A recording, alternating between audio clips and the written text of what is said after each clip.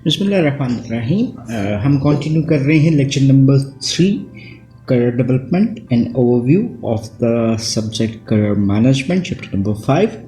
Last lecture میں ہم نے لیونسنس approach to adult life development اس کو اسٹارٹ کیا اور ہم نے لیونسن کی ڈفرینٹ ریسرچ اسپیکٹس کو انڈرسٹینڈ کیا جس میں اس نے میل اور فیمیل سیمپلس کے اوپر ایک ڈیٹیلڈ انٹرویو کے تھرو اپنی ریسرچ کی آف دا لائف ڈیولپمنٹ. اور اس نے کہا کہ ایک انڈیویجول کی لائف سٹیجز جو ہیں وہ 4 بیسکلی بنتی ہیں: چائلڈہڈ اینڈ ایڈولسنس اور early adult transition to the early adulthood, then middle adulthood اور پھر لیٹ ایڈلٹہڈ. ہم نے پھر اس کے بعد ڈیٹیل میں اسٹارٹ کیا کہ ارلی ایڈلٹہڈ ہے کیا اور اس کی ٹرانزیشنری پیریڈس جیسے 17 سے آلموسٹ 22 سال کی ایج میں ڈفرینٹ اسپیکٹس کیا ہوتے ہیں. پھر entry life structure for early adulthood میں ایج 22 to 28 اور اس میں جو 2 بیسک کی ڈیسیجنس ہیں اس کو انڈرسٹینڈ کیا. دین وی مووڈ فردر اور پھر ہم نے بات کی کہ ایج 30 ٹرانزیشن جس میں ایج 28 سے 33 کا ایک پیریڈ نظر آتا ہے، تو وہاں پہ ایک انڈیویجول کی بیسک کنسرنز جو ہیں وہ ری اپریزل سے کس طرح سے ریلیٹ کرتی ہیں. اینڈ دین ہم نے culminating life structure for early adulthood اس میں 33 to 40 کے ڈفرینٹ اسپیکٹس کو دیکھا جہاں پہ ایک انڈیویجول اپنے آپ کے لیے ایک نش کو ڈیولپ کرنا چاہ رہا ہوتا ہے ادر ان ورک، فیملی اور لیئر، اور پھر he wants to make some things happen for ہم سیلف تاکہ وہ ایڈوانسمنٹ کر سکے اپنی لائف کو بیٹر بنانے کے لیے. اور پھر ہم نے دیکھا کہ ویمنس کے حوالے سے کچھ ریسرچ فائنڈنگز جو تھیں وہ کیا کہتی ہیں. And ultimately we کنکلوڈڈ the whole کہ جو ریسرچز آپ کو لیونسن کی نظر آتی ہیں اور جو سیمپل جس سے اس نے ڈیٹا کلیکٹ کیا وہ ارلی ایئرس کا آپ کو نظر آتا ہے اور the whole scenario has change a lot in the recent years 80s کے حوالے سے اگر ہم بات کرتے ہیں. ابھی کے لیے ہم آگے چلتے ہیں اور تھرڈ اسٹیج آف لیونسنز اپروچ کی بات کرتے ہیں، that is the middle adulthood. Middle adulthood is basically created by the middle transition period, that is ages from 40 to 50. So very life structure that has pursued so intensely during the period prior period جہاں پہ ہم نے ری appraise کیا تھا often with a great deal of turmoil and agony.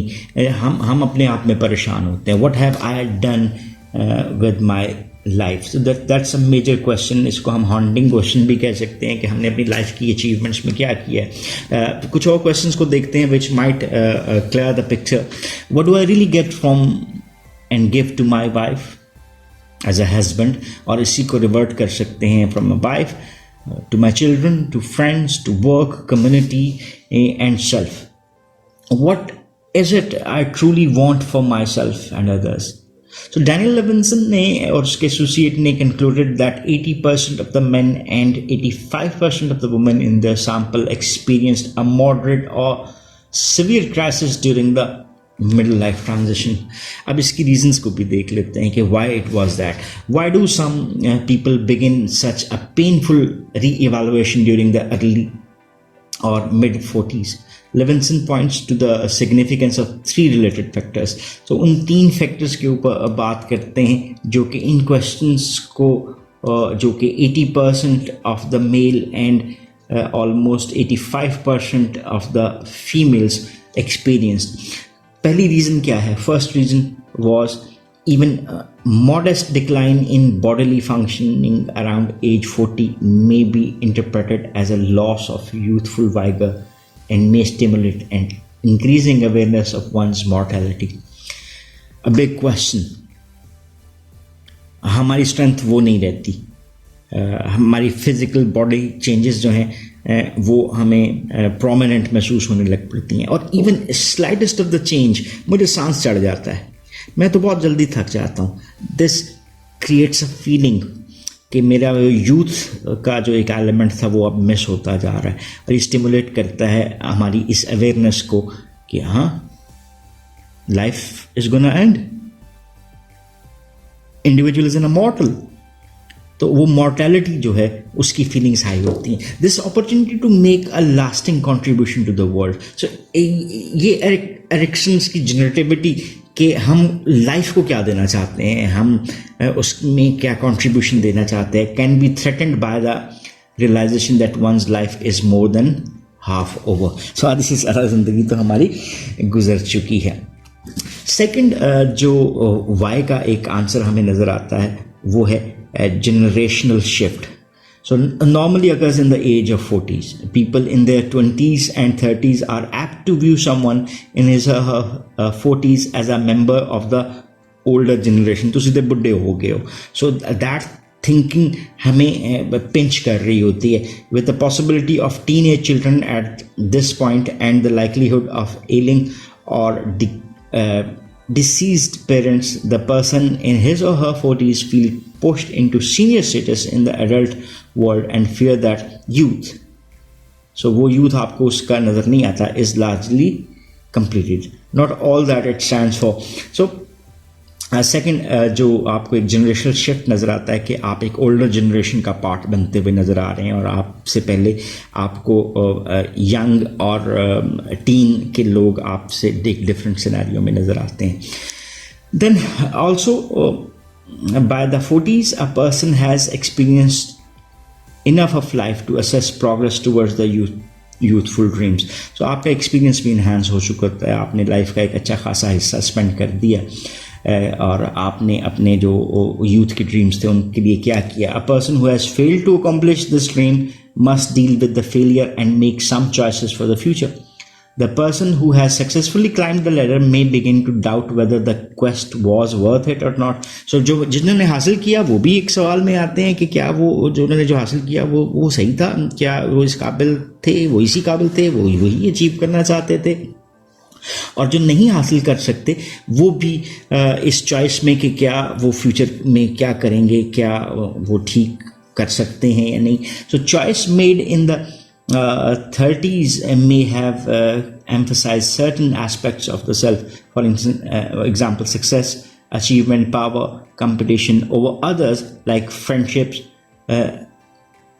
then nurturance, spiritual development. So آپ کو choices جو 30s میں آپ نے ایمفسائز کی تھیں جو کیا ہو سکتی ہیں, different aspect of the self سے ریلیٹ کر سکتی ہیں, like success, achievement, power, competition, یا آپ نے کس کو کھویا اوور فرینڈشپس, نرچرنس کہ اپنے آپ کو کتنا بہتر کر سکتے ہیں, spiritual development. So business related dead lines, travel, comparative life style may have nourished a part of oneself at the expense of other part.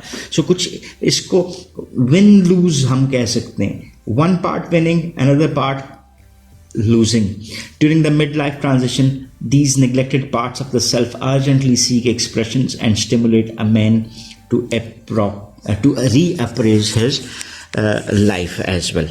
So یہ آپ کو ڈفرینٹ اسپیکٹ اس حوالے سے نظر آتے ہیں. وومنس کے کانٹیکسٹ میں دیکھیں تو for many women the mid life transition is a time for assessing the super mom syndrome. Realization ہے کہ ایک انڈیویجول جو ہے وہ فیمیل کے کانٹیکسٹ میں وہ کیا حاصل کر چکی ہے. Like career women may want it all, she may not be able to have it all, or a series of trade-offs will have to be made. So لیونسنس کی اسٹڈی جو ہے وہ appraises women make during their transitions regarding 3 components: full-time career, marriage and motherhood. So یہ different aspects آپ کو families کے حوالے سے بھی نظر آتے ہوئے دکھائی دیتے ہیں. سو آگے چلتے ہیں اور ڈینیل لیونسن کی کچھ اسپیکولیشنس کے اوپر بھی بات کرتے ہیں. Daniel Levinson speculates that the midlife transition is followed by a stable period. So entry life structure for middle adulthood age 45 to 50, in which a person must try to fashion a satisfactory life structure for the middle year. So Douglas Hall and Philip Mavis suggest that midlife adults need to pursue a protein career جس کو ہم پہلے بھی سمجھ چکے ہیں, that was based upon the name of a Greek God پروٹیس, جہاں پہ ایک انڈیویجول اپنی مرضی سے اپنے کریئر کو شیپ اپ کر سکتا ہے. So that can be the best exemplified by a free agent in the sporting world. So वो इधर भी मूव कर सकता है, उधर भी हो सकता है. एक फ्रीलांसर की बात कर लेते हैं हम. ठीक है. Flexibility and autonomy allows the middle life adult to tailor a career and pursue more options when compared with his or her younger peer. So protein career involves more horizontal growth, expanding one's range of competencies and ways of connecting to work and other people. So the protein from form can embrace both mastery and relational growth. So both आपको males and females के लिए ये एक way of developing भी नजर आता है. This period in turn is followed by the age 50 transition, जो कि 50 से 55 साल की एज में आपको नजर आती है. The purpose of which is to work further on the issues raised and then the new goals developed during the midlife transitions. So basically ये जो transitionary period है ये हमें help कर रहा होता है कि हम कुछ और बेहतर काम कर सकें, अपने इश्यूज को देख सकें जो कि हमने प्रीवियस रीअप्रेजल में हमने देखे, और नए गोल्स डेवलप कर सकें ताकि हम जो है मिड लाइफ ट्रांजिशन में अगेन उनको हासिल करने की कोशिश कर सकते हैं. सो stable period follows in which one basically attempts to build a life structure suitable for the remainder of the middle adulthood. So that ends one's middle adulthood and he moves towards the stage of a late adulthood. So late adult transition जो आपको नजर आती है, that is age from 60 to 65, terminates middle adulthood and begins late adulthood.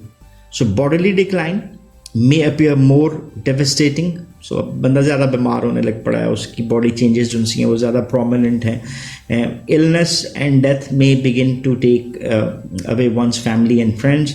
Retirement with the attendant loss of status and power seems closer and closer consistent with Erik Erikson's view of late adulthood. Levinson speaks of the developmental work that must be accompanied during this era.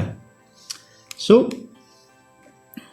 यहाँ पर to gain a sense of the integrity of his life, हमें क्या नज़र आता है कि एक individual जब 60 to 65 की स्टेज के ऊपर नज़र आ रहा है तो बॉडी डिक्लाइन है, illness might be a part of death में become more closer to individual.